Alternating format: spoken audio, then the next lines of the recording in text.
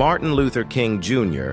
was a pivotal figure in the American civil rights movement during the 1950s and 1960s. Born on January 15, 1929, in Atlanta, Georgia, King emerged as a prominent leader advocating for racial equality, justice, and civil rights for African Americans.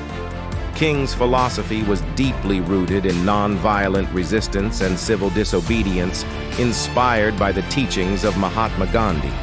He believed that peaceful protests and nonviolent resistance could bring about social change and challenge systemic racism and segregation.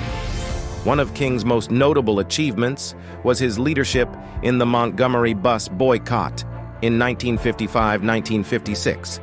This successful protest against racial segregation on public buses brought King to national prominence and marked the beginning of his leadership in the civil rights movement. King continued to lead and organize nonviolent protests, marches, and demonstrations across the United States. His famous "I Have a Dream" speech, delivered during the March on Washington in 1963, remains one of the most iconic speeches in American history, calling for an end to racial discrimination and envisioning a future of equality and justice for all. Despite facing opposition, violence, and imprisonment, King remained committed to his principles of nonviolence, love, and justice. His advocacy and leadership played a crucial role in the passage of landmark civil rights legislation, including the Civil Rights Act of 1964 and the Voting Rights Act of 1965.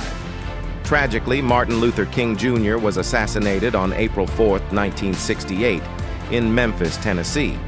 However, his legacy continues to inspire people around the world to fight against injustice, inequality, and discrimination, and to strive for a more just and equitable society.